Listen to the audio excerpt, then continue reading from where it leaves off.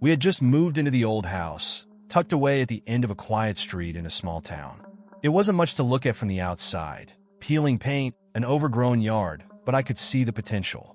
Sarah, my wife, was excited too. She loved the idea of a fresh start, and the price was a steal.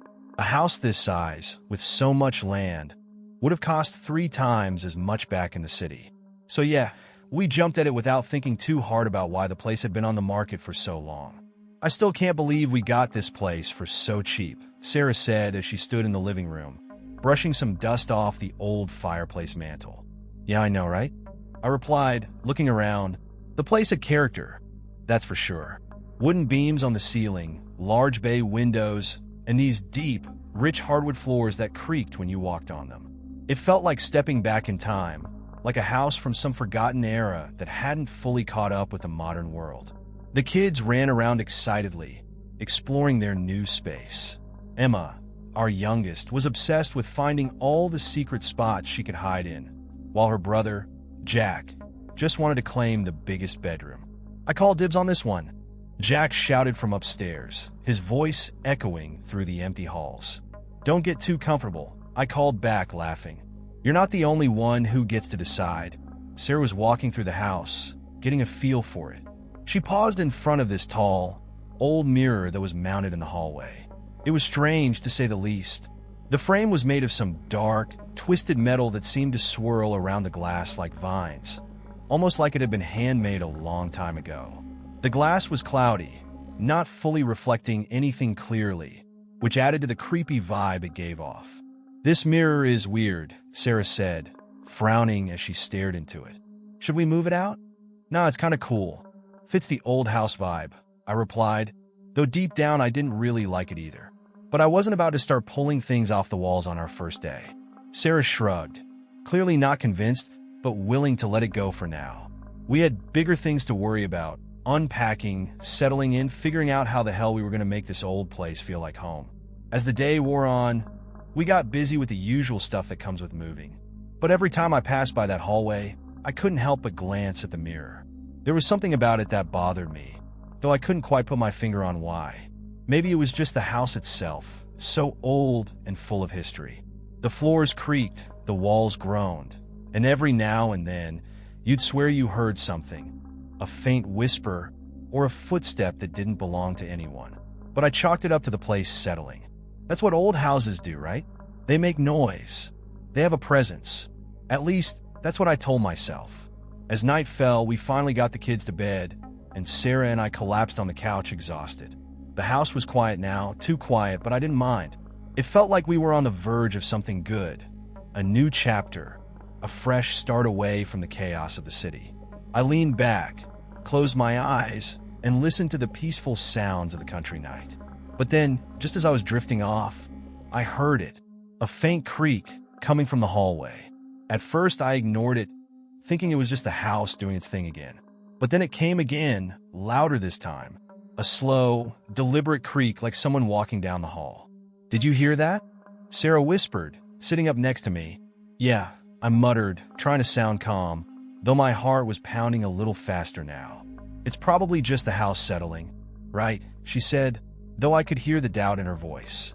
We both sat there listening. Nothing. Just silence. I let out a breath, trying to shake off the unease that had settled in the pit of my stomach. It's just an old house, I reminded myself. Old houses make noise. There's nothing to be afraid of. But that night, as we lay in bed, I couldn't shake the feeling that something wasn't right. Every time I closed my eyes, I saw that mirror in my mind, the way the glass seemed to shimmer in the dim light, not quite reflecting reality. The first few days in the new house were busy. Between unpacking boxes, setting up furniture, and trying to keep the kids from driving each other crazy, Sarah and I barely had time to sit down. But the strange feeling I had about the house, and more specifically about the mirror in the hallway, never really went away. In fact, the longer we lived there, the more unsettled I felt, though I tried to ignore it. After all, it was just an old house, right? Old houses had quirks. But the thing is, it wasn't just me. Sarah started to notice things too, though she didn't say much at first. I could tell by the way she'd glance at the mirror whenever she walked by it, or how she'd rush the kids past that part of the hallway, as if she didn't want them lingering there. It was subtle, but I noticed. One night, about a week after we moved in, I was up late. Sarah and the kids were already asleep, and I was sitting in the living room, scrolling through my phone when I heard it again, a soft creak like footsteps in the hallway. I froze, listening.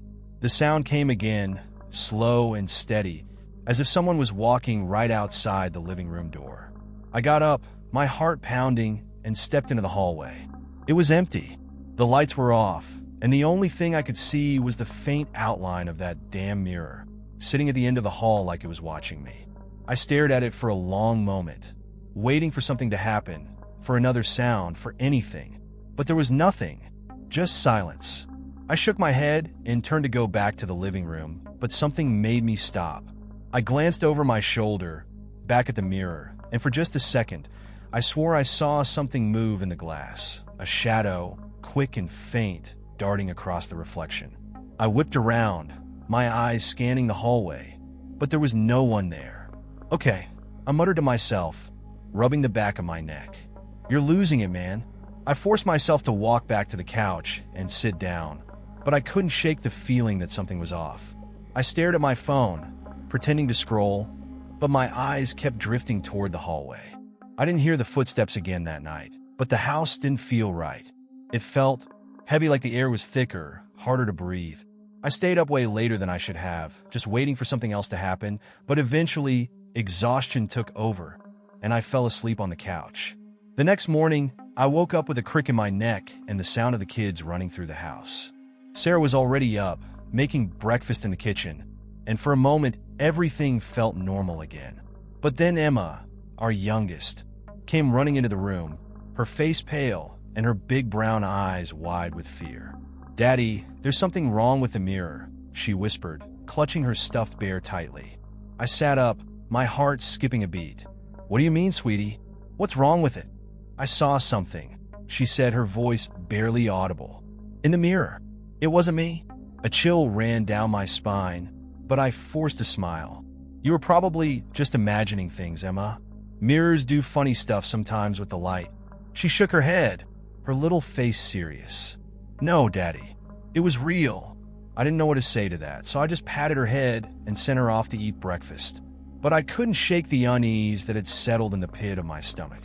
What the hell was going on with that mirror? Later that day, Sarah pulled me aside while the kids were outside playing. She looked troubled, her forehead creased with worry.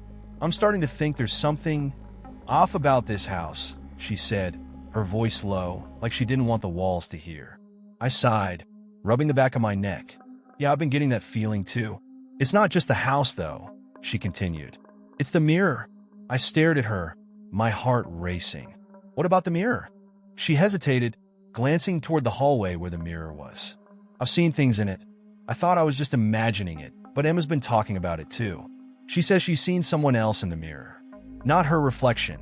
I felt my skin crawl. "I saw something too," I admitted, my voice barely above a whisper. "The other night I saw a shadow, I think. But there was no one there." Sarah shivered, wrapping her arms around herself. "We need to get rid of that thing." I nodded, but the thought of moving the mirror made me uneasy. I couldn't explain why, but it felt like it was rooted to the house somehow, like it belonged there in a way that we didn't. But I wasn't about to argue with Sarah. If the mirror was making us all feel this way, then it had to go. That night, after the kids were in bed, I decided to try and move the mirror. I wasn't sure where I was going to put it. Maybe the basement, where we wouldn't have to see it, but anywhere was better than the hallway. I grabbed a hold of the frame, expecting it to be heavy but movable. But as soon as my hands touched the cold metal, I felt a strange resistance, like the mirror was stuck to the wall. I pulled harder, but it wouldn't budge. My palms started to sweat, and a cold chill ran down my spine. "Come on," I muttered, giving it one more hard pull. The mirror didn't move an inch. Frustrated, I let go, wiping my hands on my pants. There was no reason it should have been that hard to move. It was just a mirror, but it felt like it was rooted in place, like it was part of the house itself. I stared at it for a long moment, my heart racing in my chest. The glass seemed darker now, like it was swallowing the light from the hallway. For a second, I thought I saw a faint figure in the reflection, standing behind me. I whipped around, but there was no one there. That night, neither Sarah nor I slept much.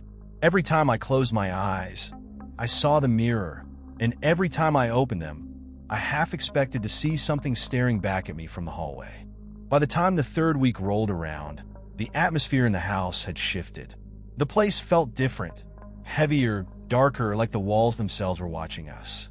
Sarah and I kept trying to act normal, going through our daily routine, but it was getting harder to ignore the strange occurrences. And it wasn't just a mirror anymore. At first, it was the usual stuff you'd expect in an old house. Doors creaking open on their own, lights flickering, cold drafts sweeping through the rooms, even when the windows were shut. But then it started getting more specific. Sarah would lose things, only to find them later in places she swore she hadn't been. Keys, her phone, even the kids' toys, they all seemed to move around on their own. "I know I left my keys on the counter," she said one morning, her voice tinged with frustration. "Now they're in the laundry room? How does that even happen?" I tried to laugh it off, but I could see the worry in her eyes. It wasn't just misplaced keys. It was the growing sense that something or someone was in the house with us, something we couldn't see. And then there were the noises.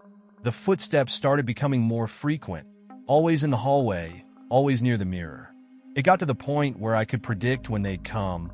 Late at night, when everything else was still, I'd lie there, holding my breath, listening as those slow, deliberate steps made their way down the hallway, stopping right outside our bedroom door.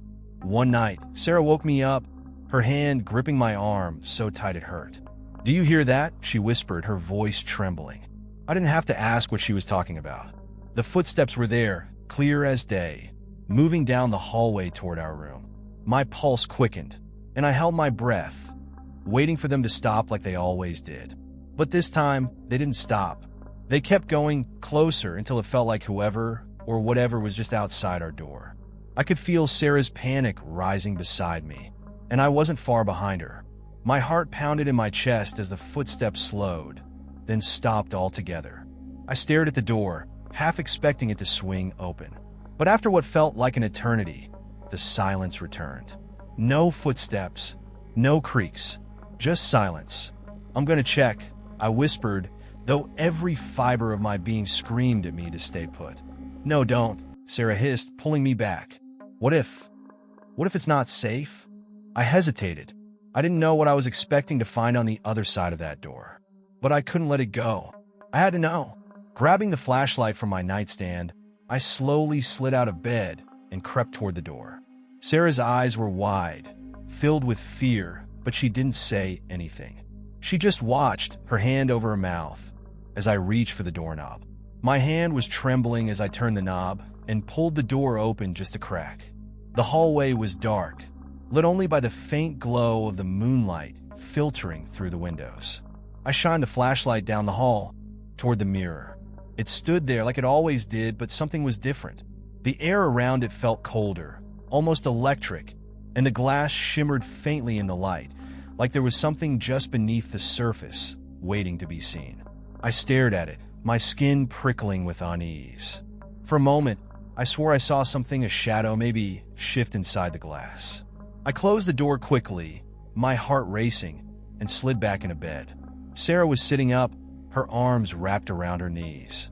"Was it there?" she whispered. "I don't know," I muttered, shaking my head. "I didn't see anything, but I felt it." Sarah let out a shaky breath, her eyes flicking toward the hallway. "We have to do something about that mirror." I didn't disagree, but the truth was, I didn't know what to do. We tried moving it, but it was like the thing was rooted to the house.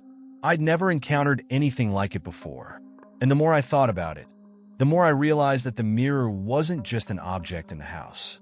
It was connected to whatever was happening here. That night, I couldn't sleep. Every time I closed my eyes, I saw the mirror.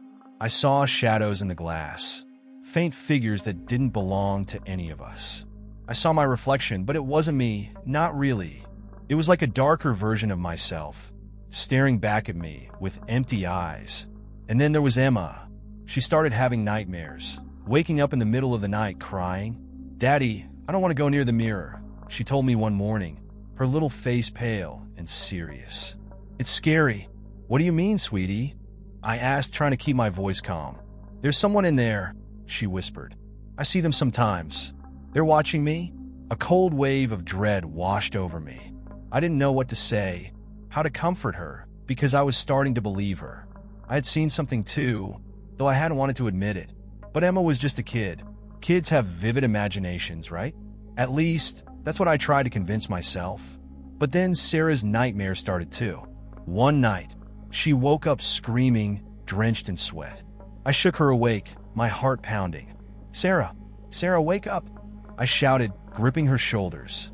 Her eyes flew open, wild and terrified, and for a moment, she didn't even recognize me. She stared at me like I was a stranger, and then she broke down, sobbing into my chest. I saw it. She gasped between sobs. It was in the mirror. It was watching me, and it looked like me, but it wasn't. I didn't know what to say. I held her, trying to calm her down, but inside, I was just as scared as she was. The mirror was messing with all of us, twisting our thoughts, making us see things that shouldn't be there. And deep down, I knew that whatever was in that mirror wasn't just a reflection. It was something else, something dark, and it was getting stronger. But I didn't know how to stop it. After Sarah's nightmare, we couldn't pretend that things were normal anymore. The tension in the house had reached a breaking point.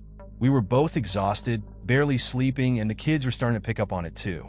Even Jack, who normally rolled his eyes at anything supernatural, had started avoiding the hallway with the mirror, choosing to take the long way around to his room.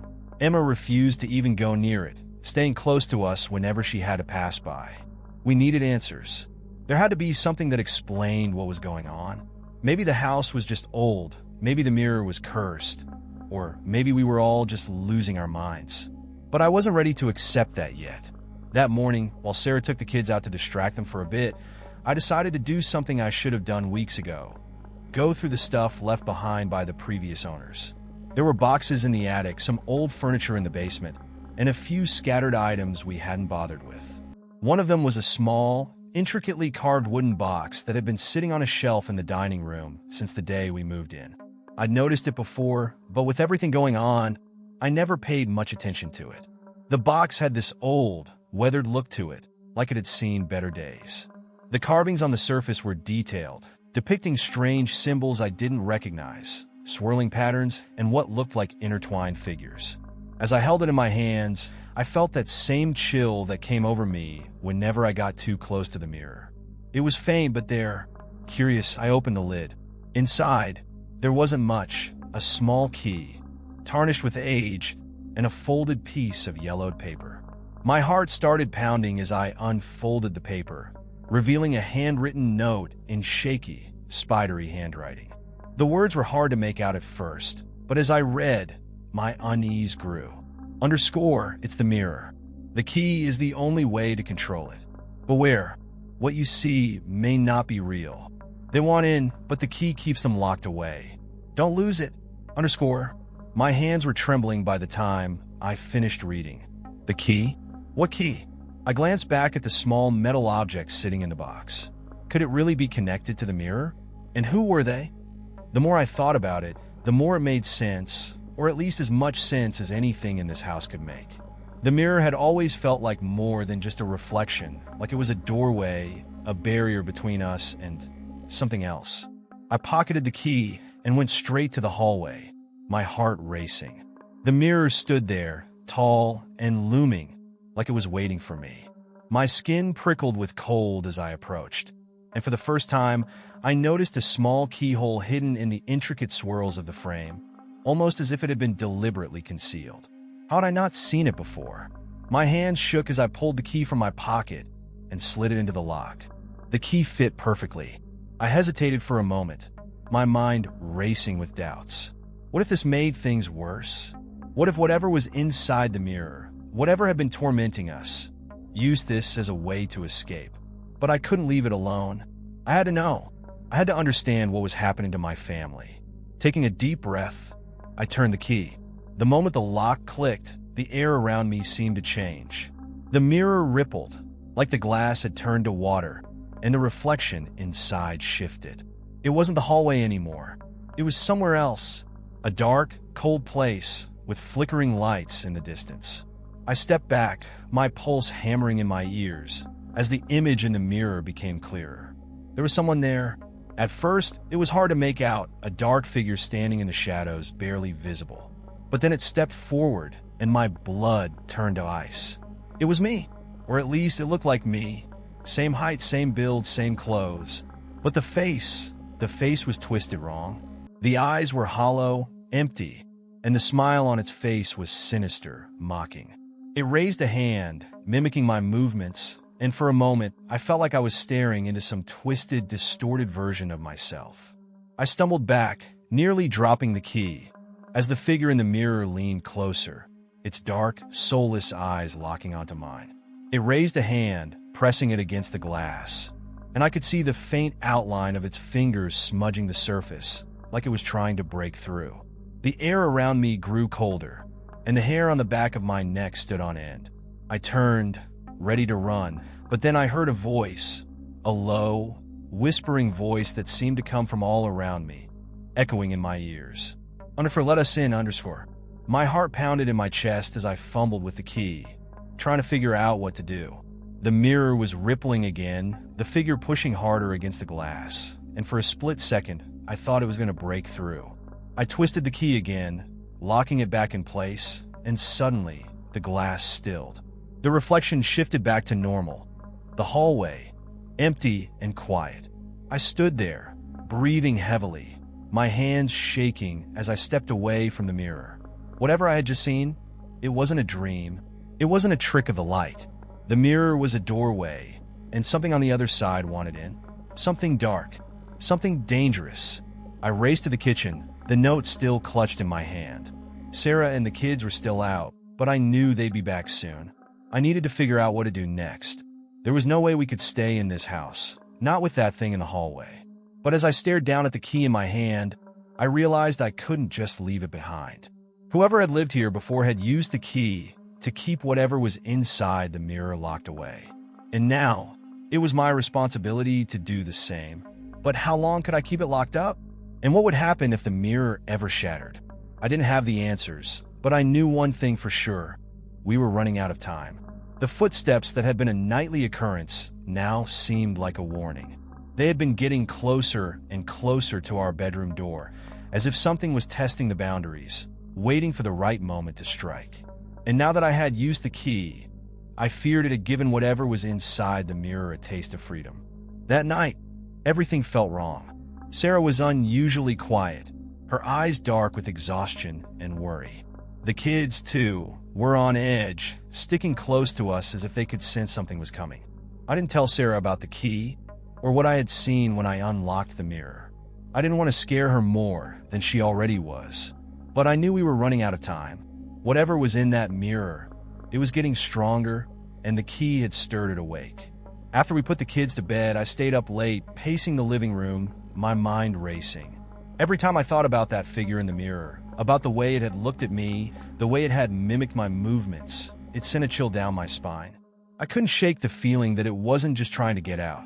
It was waiting for something, a chance, an opportunity to break free.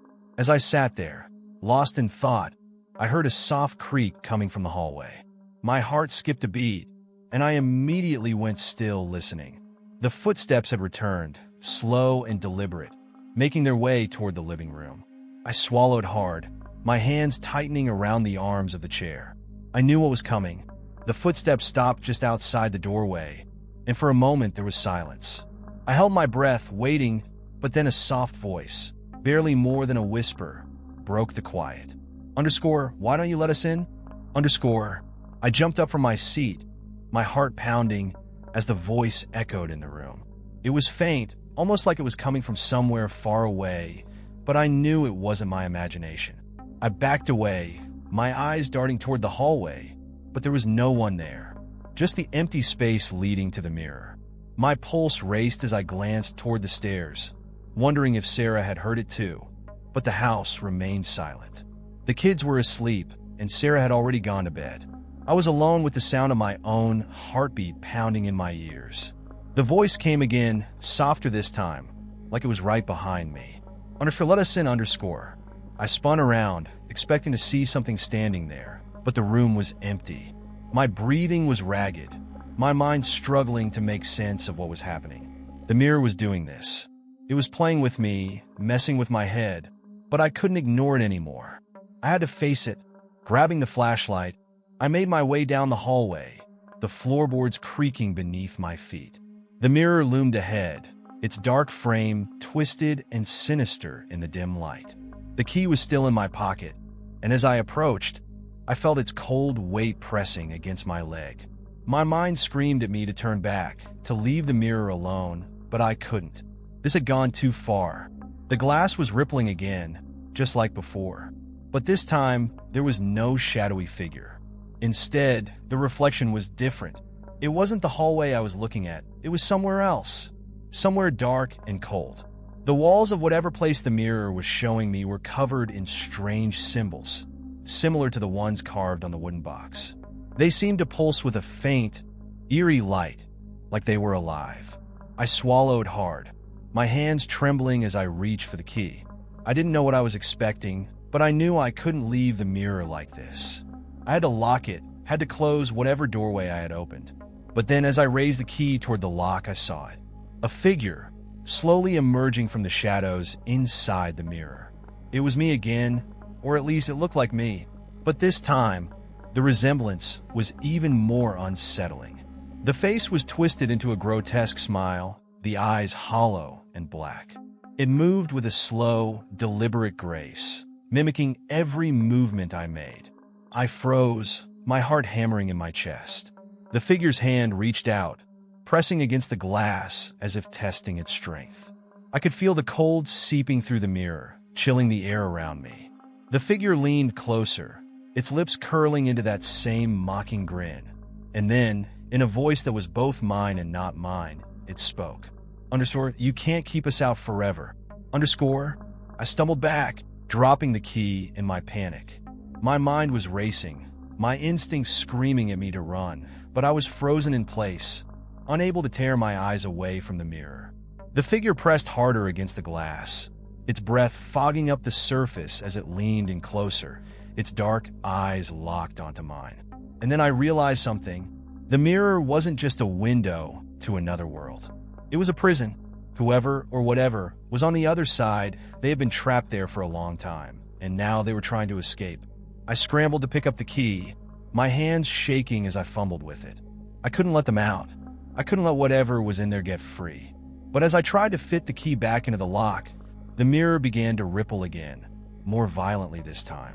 The figure in the mirror pounded against the glass, and the whole frame shook, like it was about to break. Underscore, let us out. Underscore, the voice roared, louder now, more insistent. I twisted the key, desperate to seal the lock, but before I could, the glass shattered. A deafening crash echoed through the house as the mirror exploded, sending shards of glass flying in every direction. I shielded my face, feeling the sharp edges slice into my skin, but I didn't care. All I could think about was what had just been unleashed. For a moment, everything went still. The air around me was heavy, thick with an unnatural chill, and the house seemed to hold its breath. I lowered my arms, looking at the remains of the mirror, but there was no glass left, just the twisted metal frame, empty and broken. And then I heard it, a low, guttural whisper, coming from the darkness behind me. Underscore, we're free. Underscore, my blood turned to ice. Slowly, I turned around, and what I saw made my heart stop. The figure, the thing that had been trapped in the mirror. It was standing in the hallway, watching me with those empty, hollow eyes. It wasn't just one figure anymore. There were others. Shadows moving in the darkness, slowly taking shape. They had been waiting, trapped on the other side, and now they were free. I backed away, my mind racing, but there was nowhere to go. The hallway seemed to stretch on forever, the walls closing in around me. The whispers grew louder, filling the air, and I realized with a sickening dread that I had made a terrible mistake. I had let them in, and now there was no way to stop them. The house felt different after the mirror shattered. The cold air, once confined to the hallway, seemed to seep into every room, filling the space with an oppressive chill. I stood frozen in the middle of the hallway, surrounded by the shards of glass that once made up the mirror. The figures, the shadows that had been trapped inside, were no longer just reflections. They were here now, in the real world, and they were watching me. I could feel their presence all around me, lurking in the darkness. The hallway seemed to stretch endlessly in both directions, and no matter which way I turned, I couldn't find a way out. My heart raced, my hands trembling as I backed away slowly, my eyes darting from one shadow to the next. "We're free now," a voice whispered, close to my ear. I spun around, but there was nothing there. Just the empty hallway and the soft, almost mocking whispers that seemed to echo from the walls themselves. I didn't have a plan. I didn't know what to do. All I knew was that I had to get to Sarah and the kids. I couldn't let them stay in this house any longer. I had unleashed something terrible, and now we had to escape before it was too late. I ran upstairs, my footsteps pounding against the creaky wooden steps. The house groaned in response, as if it was alive, reacting to my fear. The shadows seemed to follow me, shifting along the walls, flickering in and out of my vision like they were toying with me. My heart was racing so fast I could barely think, but I kept moving, desperate to reach the bedroom where Sarah and the kids were sleeping. I burst into the room, slamming the door behind me. Sarah sat up instantly, her eyes wide with panic. "Josh, what's going on?" she asked, her voice trembling. "Get the kids. We're leaving." "Now," I said, trying to keep my voice steady, though the terror in my chest was overwhelming. She didn't argue. She could see the fear in my eyes. She grabbed Emma and Jack, who were groggy but startled awake by the urgency in her voice. I grabbed the car keys from the nightstand, my hands shaking so badly I nearly dropped them. As we hurried downstairs, the house seemed to shift and groan around us. The shadows were everywhere now, tall, dark figures that moved just out of the corner of my vision. They didn't seem fully real, but their presence was undeniable. They whispered softly, their voices blending together into a chorus of eerie, incomprehensible words. The front door was just ahead, and for a brief second I thought we might make it. But then I heard it, that same voice from the mirror, low, guttural, and filled with malice. "You can't leave." The door slammed shut with a force that shook the entire house. I stumbled back, pulling Sarah and the kids with me. My heart pounded in my chest, the cold sweat running down my back as I yanked on the door handle. It wouldn't budge. It was as if the house itself was holding it closed, refusing to let us go. "Josh, what's happening?" Sarah asked, her voice rising in panic as she clutched Emma to her chest. "I don't know," I shouted, still pulling on the door. "I don't know, but we need to get out of here." I turned, my eyes scanning the room for another way out. The windows. It was our only option. I grabbed a nearby chair and smashed it against the window, the glass shattering with a deafening crash. Cold air rushed into the room, and I could see the faint light of the street outside. For a moment, hope surged in my chest. We could still make it. But as I turned to help Sarah and the kids out the window, I froze. The shadows had gathered around us, their dark, indistinct forms blocking the path. They stood there, silent and still, as if waiting. My breath caught in my throat as I realized they weren't just shadows anymore. They had formed now, twisted and distorted, their faces blank and hollow. "We need to go," Sarah whispered, her voice barely audible. But before I could move, the largest of the figures stepped forward. Its hollow eyes locked onto mine, and in that moment, I understood. It had been waiting all along. The mirror hadn't just been a portal. It had been a prison, and I had broken it. "You let us out," the figure whispered, its voice low and mocking. "Now you'll take our place?" My heart sank. I realized too late what it meant. The mirror wasn't just a random object. It was part of something far older, something darker. And by shattering it, I had taken on a responsibility I hadn't even known existed. "No," I whispered, shaking my head. "No, you can't." But the figure didn't listen. It reached out, its dark, cold hand grasping my wrist with an iron grip. I tried to pull away, but its strength was unimaginable. The room seemed to grow darker, the air around us thickening, and I could feel the cold creeping into my bones. "Josh!" Sarah screamed, reaching for me, but the shadows were already closing in. I could barely hear her now, the darkness swallowing the sound of her voice. I fought against the figure's grip, but it was no use. I could feel myself slipping away, the world around me growing distant and cold. The shadows wrapped around me like a suffocating blanket, pulling me down into the darkness. The last thing I saw was Sarah's face, her terrified eyes as she clutched the kids, trying to reach me through the darkness. But then, everything went black. When I opened my eyes again, I wasn't in the house anymore. I was somewhere else, a cold, dark place, with walls that seemed to shift and pulse with an eerie light. The symbols from the wooden box were etched into every surface, glowing faintly. And then I saw it, the mirror. It was whole again, standing tall in the center of the room. I could see them, Sarah, Emma, and Jack, standing in the house, looking around in confusion. They couldn't see me. They were safe. They were free. But I wasn't. I was on the other side of the glass now, watching them just like the shadows had watched me. I reached out, my hand pressing against the glass, but it was cold and unyielding. I was trapped. The figures, the shadows, stood beside me, silent and still. They had been waiting for this moment, for someone to take their place. And now it was my turn. I watched as Sarah gathered the kids and ran out of the house. The doors swinging open easily now that the house had what it wanted. They were safe. But as I watched them leave, I couldn't help but wonder how long it would be before the mirror found someone new. Because it always does. And now, I would be the one watching,